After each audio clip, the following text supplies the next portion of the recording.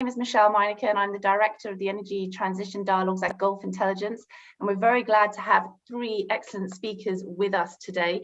So before I dive into Asia, I'm going to introduce each of them, and we're going to each ask them to look at the list of stories that are showing on the screen about now and just choose which one really jumps out at them. Dr. Lim, please let me start with you. Dr. Lim is the Chief Economist, the Bureau of Economic Geology at the University of Texas in Austin. Welcome again, and please tell us what really jumps out at you.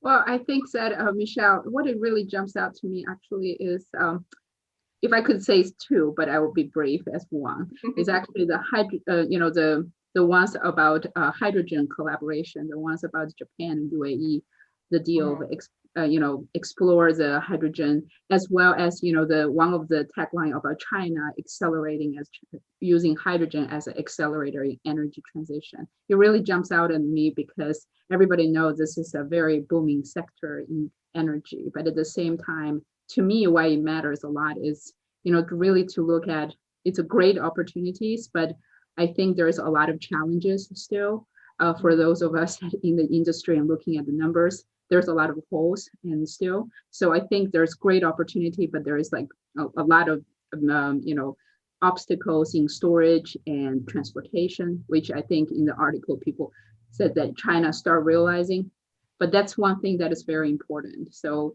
that to me is a lot of opportunities for countries to work together. So I hope China could start working more with other countries on the energy transition and have a more strategic view overall how to deploy the capital. Well, I'd definitely like to loop back to that later on the hydrogen front to do with China. I certainly want to go into that a bit more as well. Dr. Yanadi is the Senior Officer of Renewable Energy and Energy Efficiency at the ASEAN Center for Energy. Hello, and what grabs your eye, please? Yeah, thank you very much.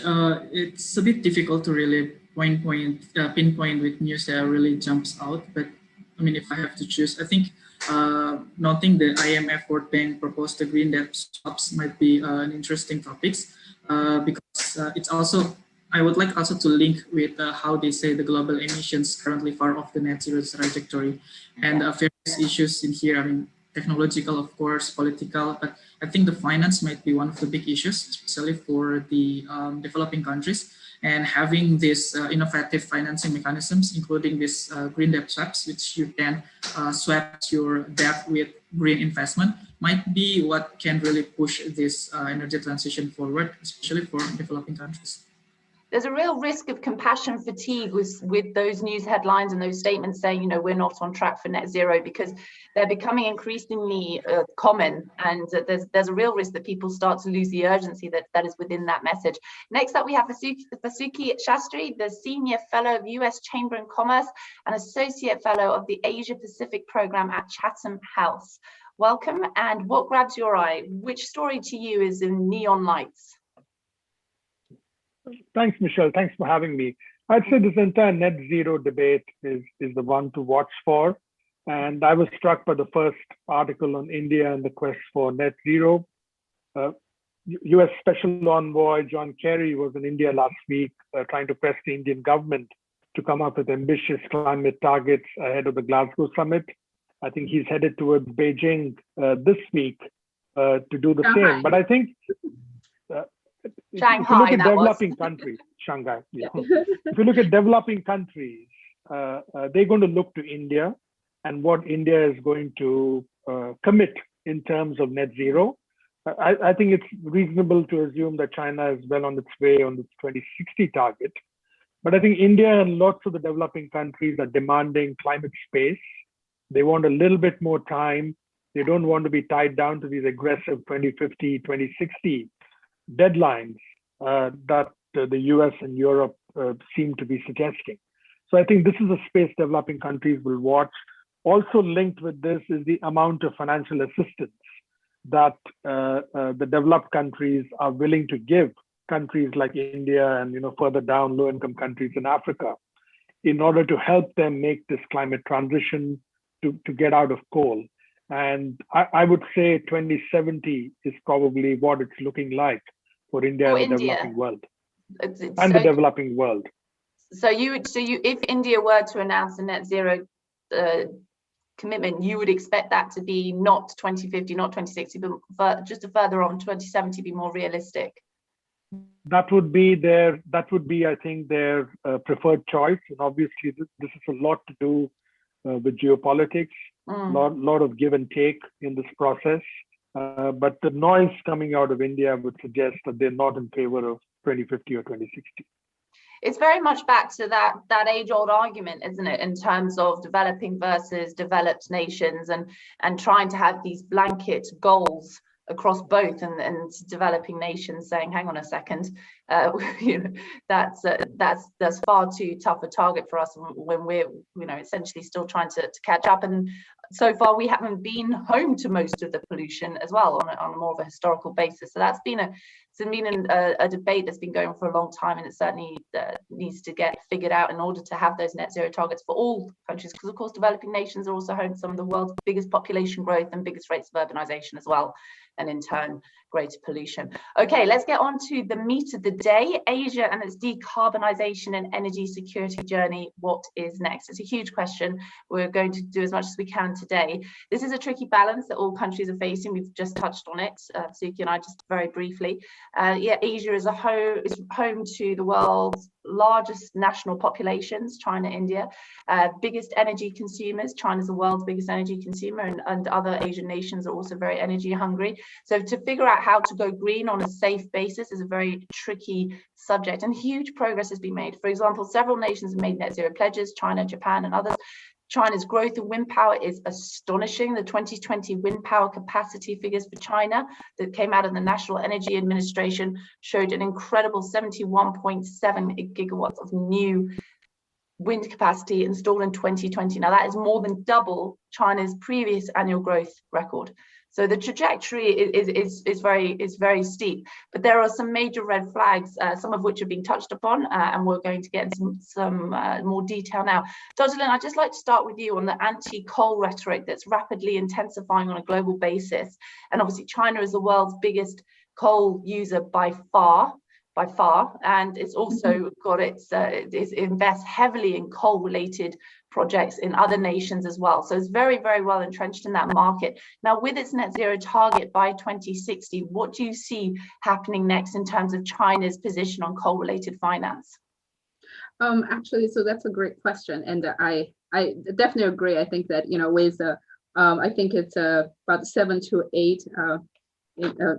I think China is about 50% of the billion tons of coal, which is about a little bit more than half of the world, with India a little bit behind of one, but China is clearly by far the largest. So it's a big thing. But one of the things that I would say is I think there is a strong position by the government, but at the same time, I would say there's two things. It will take time to turn around a ship this big. I always say that because, after President Xi announced about 2016 net zero, everybody said, well, China's still building coal plants. I think that, the two things are not completely conflicting. And I think for many, we will understand, especially from Southeast Asian countries and similar situations, right? So you have the intention to actually curb back the coal, but the thing is, it's going to take time, because if you look at coal and oil alone right now, it's 80% of the energy system of China. You just cannot turn that quickly, because there's things it's going to break in the system, right? So that's first. And the second thing about financing, I think, I'm just going to make this statement just kind of in general for, co-financing. In my opinion, is, co-financing is generally going to get harder.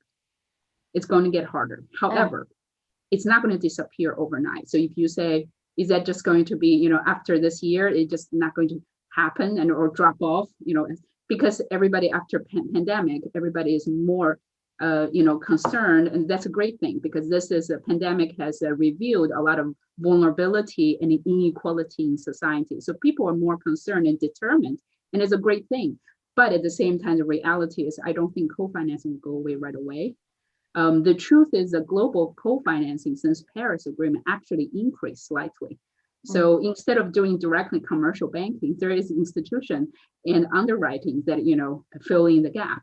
So my point is, it's going to slow down, but it's not going to disappear right away, right? I think you encapsulated it perfectly with that ship. It's a very visual, very wonderful way to encapsulate it. And like you mentioned as well about when they announced their net zero target, and it was on the same day or the next day that a $10 billion project related to coal was announced. And as you mentioned, there was a bit of confusion of messaging there that was coming out of Beijing. Vasuki, what do you think about what Dr. Lin just mentioned? And also, I'd be really keen to know your opinions on whether China, fair enough, it can't dramatically change everything on a domestic or a national basis just yet, because it's a big ship and it needs to turn around. But what about the level of investment it's making in coal-related projects internationally? Do you think that we should see a dramatic decline in that, or do you think it will be a gradual reduction over the next decade? Yeah, I mean, there are a couple of issues here. I want to say that we should not place coal only on the spot. We should also look at things like fossil fuel subsidies in many of these countries. And I think the IMF has estimated that countries really reduce fossil fuel subsidies, which really is in many ways benefits the middle class in many developing countries. It really subsidizes the value of their the gas that they use to drive multiple cars. That alone is about 6% of global GDP, right? So when we talk about, is there money for climate adaptation? Is there money to finance a pathway outside of coal? Many of the solutions can be found in fiscal policy in many developing countries. So this is not simply an issue, and this is an issue that does not get adequate attention. On coal, I mean, no country really has really defined a pathway out, a policy pathway out. I know China and India have aspirations on this front, but again, if you look at the Belt Road Initiative, at least until the end of 2018, 45–50% of those energy projects were financed on coal. So you need this explicit political commitment.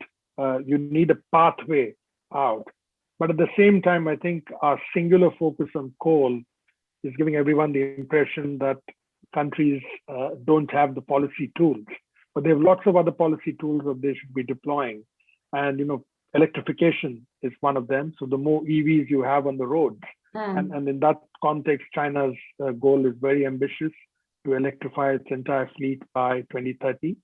So we should be looking at other building blocks, which will help us get.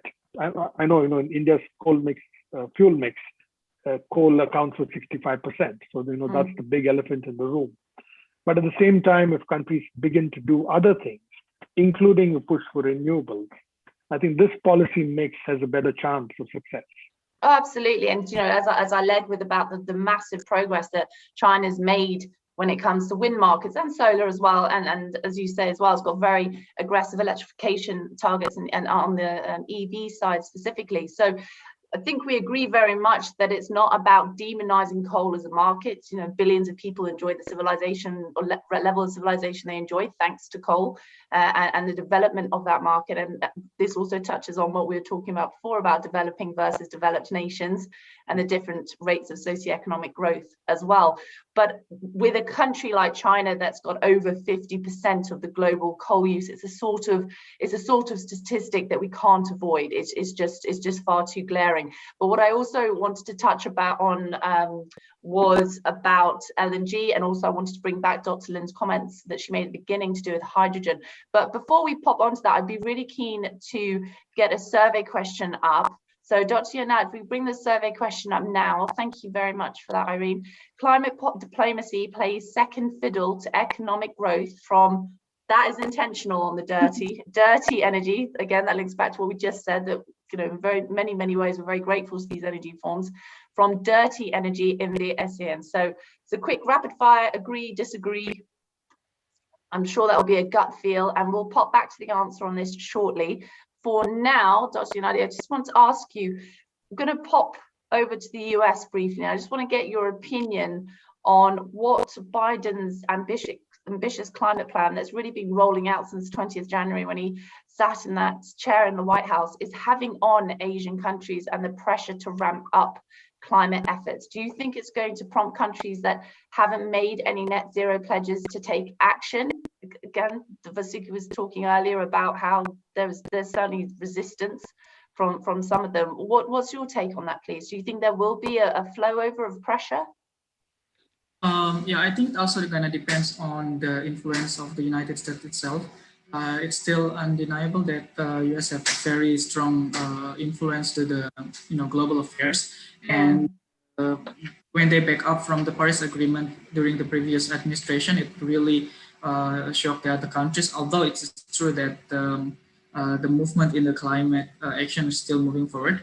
And now, when the Biden administration coming back to Paris Agreement, making all of this announcement with their climate plan, net zero target, I do think that there are some pressures, higher pressures for countries to move to this net zero or climate friendly economic development.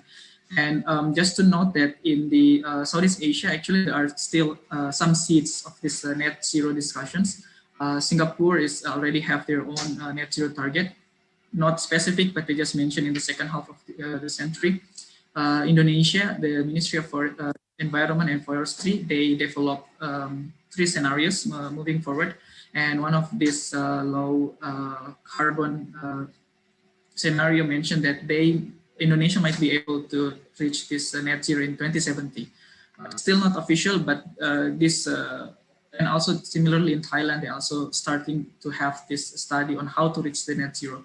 So there are movements in the regions, and I think support from developed countries in terms of capacity building and others. But what we really want to see is that, I mean, even in this East Asia and the Europe countries, even though they have this net zero target 2050, 60, but the 10 years basis targets, goals, milestone are still not out there yet. And it's going to be a very important lessons for countries in Southeast Asia, so that when we decide to have this net zero ambition, it's not just a pledge that can be pushed. Okay, we're going to do it in 2060, we're going to do it in 2070. But how to this kind of roadmap will be very, very important for the countries.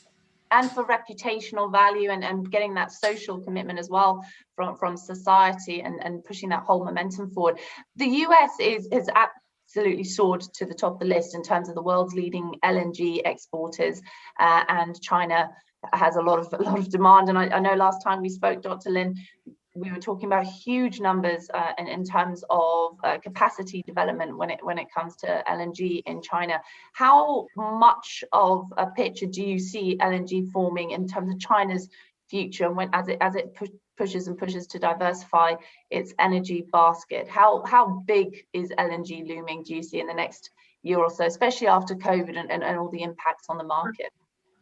So I think that that's that LNG is kind of the thing that is my passion. I work on a lot of LNG. So I think that first of all, we expect the LNG to continue to grow even after, as well as natural gas for China after the net zero targets. Many people ask me that question after, the net zero announcement. Say, well, what the heck going to happen?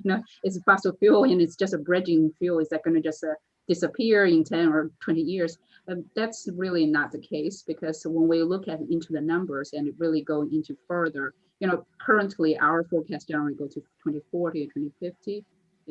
For most of don't go to 2060 or 70. But we're not trying to pretend the economists could predict the future, but we can say that based on the numbers and being very conservative, that currently, if China, looking at IEA's report, and so not our own, but which is pretty aligned, China's gas is supposed to grow in 4%, let's say 4% status quo. With net zero, what we expect is probably knocked down 1%. So basically it's around 3% for the next 20 years. What does it mean? It means that right now China has 320 BCM of gas consumption. It's still going to double in 20 years. That's simply put, right? So it's still going to double. 3% a year for 20 years, you're going to double for 20 years. And for that part, how much is the LNG, Michelle, you ask? Right now, LNG is about a little bit shy of 30% of China's imports. I think last year probably is about 28% of China's imports in terms of. Was last year down quite a bit on 2019? Not really. It's there is we talked a little bit actually. One of the researchers on my team just published a paper yesterday about China and U.S. LNG trade. The China LNG trade with U.S. took a stop for a couple, about a year or so. But the thing is, there is a continuous import So China had probably only because of COVID was down probably about a quarter. It was rebound very fast. Based on all the numbers, China's rebound is much faster and the decline is a lot less, right? So it's the same as LNG, but in the long term, like I said, 30% of LNG right now, kind of give or take for the gas in the whole mix of gas, total gas, 30% comes from LNG. In the future, we expect that probably will stay around 25%, so somewhere like that. Of course, for China, China when we say the future, are we saying 2050, 2040? 2040, yeah, 2040, okay. 2050. Yes, because if you consider all the choices China has, even with production of domestic, which is astonishing, China has been growing about 9 to 10 or percent each year for domestic production, but China still have some challenges to scaling it up even further. And then you have your pipeline from Russia and Central Asia, but pipeline is getting harder to build and take longer to accomplish. So LNG is an effective way. Plus, one of the things is just like we mentioned Shanghai. Shanghai is one of the energy hub in China. It is on the coast. Just logistic is further for the pipeline gas from Central Asia and Russia to come to the tip to the east coast, of China. So LNG is, we think it's going to be at least 25%. So it's still going to be a sizable piece of the energy, mix and support of China. I think it's very hard, isn't it, to try and get an idea of how radical this change is going to be? Because as you say, sometimes we hear people going, oil and LNG will just simply not be used. There simply will be no infrastructure by 2050. And we're always thinking, that just seems incredibly radical. It'll be smaller, but not eradicated. Right. The thing is, people say that, but at the same time, so if we pull back, because I just say gas will grow, then you say, whoa, how would China do it? But like I said, oil and coal together right now is 80%. Exactly. Yeah. By 2040, right?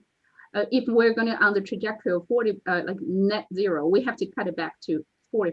That's cut in half, which is huge. With a growing population. Right. And so with that 40% of a decrease of that proportion, it will split into some of them give to natural gas a little bit, and most of that is renewables. That is the highest. Renewables and also nuclear and also biofuel. Right. Well, I think this leads on well to our survey answer as well. Let's see, because I'm quite into that. This is very interesting. Okay, because I think what you were saying, Dr. Lin, very nicely feeds into this. Vasuki, are you surprised by this answer? Yes, I'm somewhat surprised by the answer because under the on one level, obviously a lot of the developing countries in Asia will argue for climate space. Will say they want to develop their own autonomous national development plans. But at the same time, I think within ASEAN, the challenge really is going to be Indonesia, because there isn't any other country in Asia besides India and China which can actually contribute positively, mainly because of Borneo, one of the world's largest rainforests.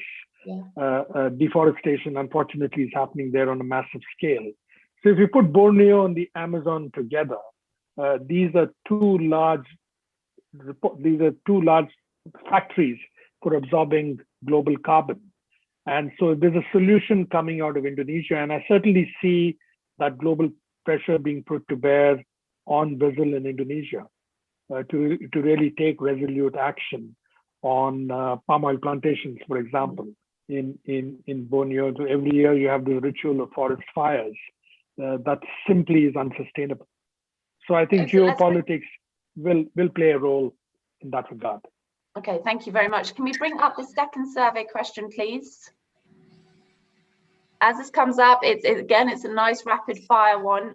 Can China overhaul its coal? Sorry, Vasuki. Can China overhaul its coal industry in time to hit net zero? Its goal for net zero is by 2060. Okay, so while you take a bit of time to look at that, just a quick stat: China needs to halve its carbon emissions from its coal-fired power plants by the end of this decade if it's to remain on course to become carbon neutral by 2060. That's huge. Again, it's a big shift. It's exactly what Dr. Lim was saying. And in order to do so, it needs to shut, retrofit, or put into reserve capacity as much as 364 gigawatts of coal-fired power by 2030, and that's around a third of its current total. That's huge. So let's see what that answer comes back at shortly. Dr. Yunadi, just while we wait on that, I'd be keen to hear your opinion on more of a financial side of things. So recently, the Asian Development Bank received $300 million to fund climate resilient and environmentally sustainable economic recovery in Southeast Asia. Do you think that these sorts of commitments, and of course that's just one of many, do you think that there is enough? Do you think that in terms of the flow of capital, climate related capital is big enough? Probably not. That 300 million funding from DCF to ADB is part of like bigger facility, which they call the ASEAN Catalytic Green Finance Facility. And for that one itself, I think by last year they already gathered 1.4 billion in co-financing coming from Korea and other institutions. But in the ADB report itself, they mentioned that Southeast Asia, with their economic growth, they are in gap of infrastructure fund by 100 billion annually. 100 billion. 100 billion per year. That's what ADB says. And fill that, and basically more than that, how we can fill this gap with green and climate friendly technologies, climate friendly infrastructure would be the homework. And I think in the next few years, we will need a lot of investment in here, be it in renewables, energy efficiency, but more importantly on how we can strengthen the infrastructure in the countries. Take example of Vietnam, they have twice, we call it like solar revolution in the regions. In 2019 and 2020, they expanded their solar power very huge. They didn't actually expect that when they rolled out this FIT policy there, but it happened. And now they are realizing that with this sudden increase of solar, they need to strengthen the infrastructure, the power grid, so that the variable renewable energy can be adopted, absorbed into the system well. And they're now currently thinking about the storage, etc. So this infrastructure in power system, of course, the power grid, but also in electric vehicle, the infrastructure for charging, etc., are still the huge homework that probably has not really answered yet. Like people think about, okay, we built the electric vehicle, we built the solar, but how the infrastructure that need to be resilient and adaptable if the climate change really happening in the future. So I think that would be a huge homework, which might not be enough for developing countries to handle by themselves. So developed countries need really to put their hands in these issues. And what sort of timeline do you expect for this? A, the realization, B, the actual homework, the international cooperation, and then seeing the real fruits of the labor. How long do you think it's going to take for that process? Are we talking several years? Are we talking hopefully progress next year? Are we talking 2030? I think in the short term, countries in the region will be more focused on this economic recovery. And although people are discussing about this recovery, but in reality, it's not really there yet in terms of like public policy that, okay, this is kind of green recovery. And so realization still isn't there. Not quite. Yes, it's gonna be a wait and see, and it depends on how the support from international institutions as well, so that this recovery really can be used to build what I mentioned, this mid-term and long-term needs of building the capacity building for renewable energy option, for example, for, as I mentioned, for infrastructure development. So these seeds really need to be here during these next 2-3 years with the recovery, so that in the future trajectory we are in a good hand. Excellent. 2 to 3 years, by 2025 at least then. Can we bring up the answer, please, for the last survey? Okay, that's pretty in the middle. Vasuki, we're going to be wrapping up soon, but before we do, I'd really like to hear your comments on this. What's your opinion about that result? Yeah, I think people are somewhat more hopeful that China will be able to achieve transition out of coal. And I think that's very important, not only for China, but I think it's important for the rest of Asia, because this demonstration effect will have an impact on India, will have an impact on Indonesia.